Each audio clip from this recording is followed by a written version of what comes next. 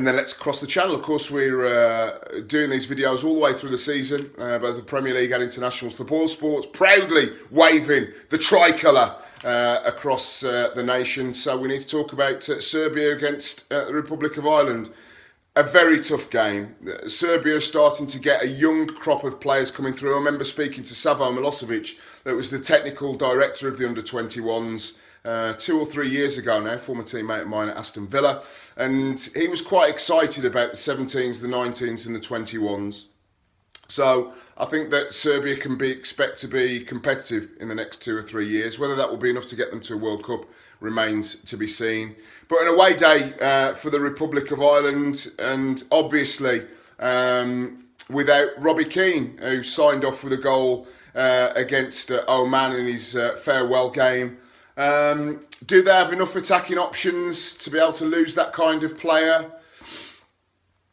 Not really convinced that the Republic do. I mean, obviously you're looking at Shane Long, scored big goals in the qualification tournament for Euro 2016, John Walters, but it's very much the team ethic again. We saw when they were at their very best in the European Championships, it was very much we rather than an individual that they got goals out of. Hit on the counter-attack with Long's pace. Crikey. Serbia against Republic of Ireland. I think the Serbs are going to want to be able to get to Russia and set their football back on track. Unfortunately, that means a Republic defeat for me. I'm going to go just by the odd goal. Serbia 2, Republic of Ireland 1. Now Wales, Cookie, Chris Coleman, my former teammate, of course, at Crystal Palace. He roomed with me for a little while. Great lad, and he's turning out to be a very good international manager. Whether or not after his Wales exploits in the World Cup, hopefully for the Welsh in Russia, 2 years down the line that he decides to go into club management remains to be seen. But after a great Euros, plenty of options now of players that want to join up to play international football for Wales. Remember the years when Ryan Giggs wouldn't turn up potentially for either low-level internationals or friendlies? They've had some great players, you know, Hartson, Bellamy, Rush, Mark Hughes, going all the way back to John Charles, but they haven't had a consistently good team. Well, it might well be the case now that for the Welsh, that they, certainly after their European Championship exploits and getting to the semi-finals, they'll be emboldened. They've got a very good unit. When walking round Cardiff, coming from Cardiff Castle and going on the open top bus tour, who wouldn't want more of that? So I think that they will beat Moldova. I think there'll be a bumper crowd, which hasn't always been the case for Welsh international football over the years. There's a feel-good factor about it. And out of all of the home nations, look, I'm a proud Englishman. I love my country. I was lucky enough to be capped 3 times by the 3 Lions. But for me, the story of Wales, not just getting to a semi-finals of the European Championships, but going on and competing in Russia, would be the big international story from these islands over the last 5 or 6 years. Why? England are usually expected to qualify.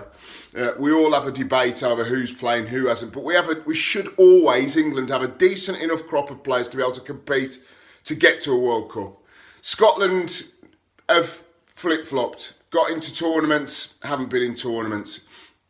Of course, it's been quite some time since they got into a World Cup as well. I think, 1998? I mean, I remember as a kid growing up, teams in 78 and 82, not just qualifying for World Cups, but particularly in 1978 with the Scots, expecting to go there and win. They were talking about winning.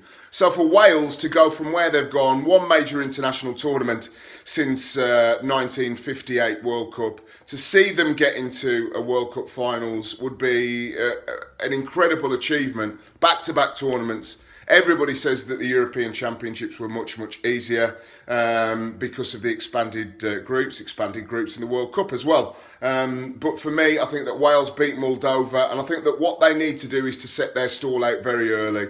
Be a little bit more aggressive, be a little bit more proactive going forward, get more bodies around Gareth Bale. When they did that, they were more of a threat. When they just dropped off and reverted to qualification type against England, a result that they may have got if they were a little bit more positive, Of course, they lost the game late on to that Daniel Sturridge winner. So for me, a Wales victory. I'm going to go for Wales. Wales 3. Shall I go for Wales 3? Wales 2. Moldova 0. You want 50 quid's worth of free bets? Of course you do. All you need to do is go to BoyleSports.com/STAN. Stan, come on!